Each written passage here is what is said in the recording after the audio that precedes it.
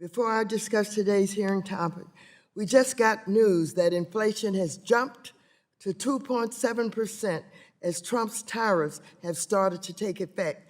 This is another reason Trump's reckless tariffs and attacks on the Fed's independence are so dangerous, and consumers and small businesses will pay the price. It's striking that with this hearing, we are marking the 15th anniversary of the Dodd-Frank Act legislation enacted in the aftermath of the 2008 financial crisis, which unfolded under a Republican's watch with President George W. Bush's administration. And yet, this same week, Republicans in Congress are repeating the same mistakes that triggered the crisis in the first place. It's as if they have learned nothing from the painful lessons of 2008, the wave of foreclosures, the millions of jobs lost, and the devastation of countless families watching their entire life savings vanish in a blink of an eye. Unfortunately, over the past 15 years, Republicans spend more time trying to undo Dodd-Frank than they have spent time trying to protect consumers and investors. They've done more to fight for interests of the same Wall Street CEOs whose reckless actions destabilize our economy than fighting for the Main Street and working class Americans who power our economy. There's no clearer example of this than what we're witnessing just this week.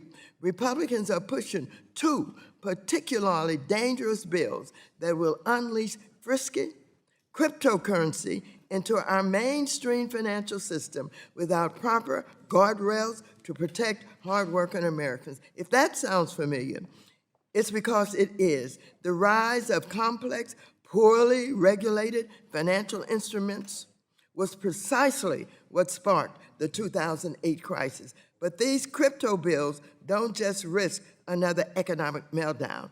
They're also riddled with loopholes that President Trump that gave him the green light to continue his crypto scheme that so far has netted him $1.2 billion. Yeah, he owns crypto companies now. He owns crypto companies. Melania owns crypto companies. His sons own Bitcoin companies. They're mining Bitcoin coins right now.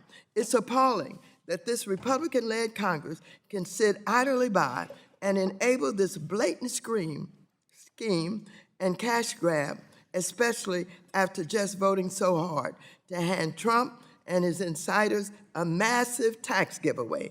This is more of the same taken from hardworking Americans to further enrich billionaires and crypto insiders. That's why I have joined with Ranking Member Lynch in leading Democrats in Anti-Crypto Corruption Week, where we are outlining the true economic cost of these dangerous bills.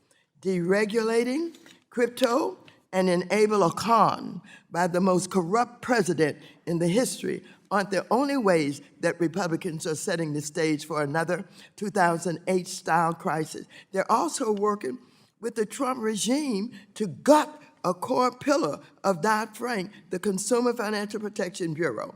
This is incredibly dangerous. The Consumer Bureau was created to ensure a federal watchdog monitors big banks to protect consumers from the abusive practices and holds institutions accountable for ripping off consumers. But now Trump and the Republicans are making good on their promise to delete the agency, from slashing CFPB's budget in half to firing dedicated staff or halting lawsuits that would return stolen money to victims from them. They're dragging us back to the dark days before Dodd-Frank, when consumers had no one looking out for them in the Financial Marketplace Committee. Democrats are committed to defending the Dodd-Frank Act from Republicans' 15-year campaign to repeal the law.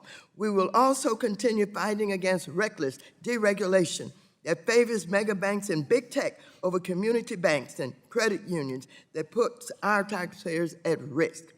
We will still see what happens when Republicans allow Wall Street, big tech, big crypto to police itself.